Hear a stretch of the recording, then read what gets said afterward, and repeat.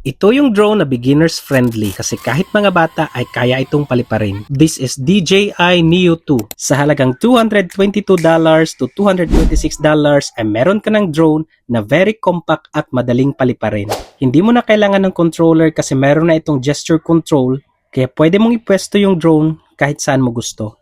In terms of its camera, kaya na itong mag-record ng video ng up to 4K 100 FPS. Kaya mo na talagang mag-record ng mga cinematic videos kahit ikaw lang mag-isa kasi meron na itong iba't ibang quick shots. Meron na itong drone effects na ideal for capturing landscapes and seascapes, which creates a cinematic reveal. Meron din itong circle which captures the area 360 degrees while focusing on the subject.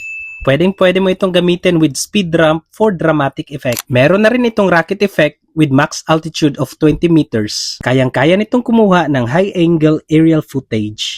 At ang pinaka-paborito kong feature nitong DJI Neo 2 guys is yung kanyang follow mode. Kasi kaya nitong i-follow yung subject kahit saan siya pumunta. Hindi ka na rin kakabahan kung mababangga yung drone mo kasi meron na siyang omnidirectional obstacle sensing.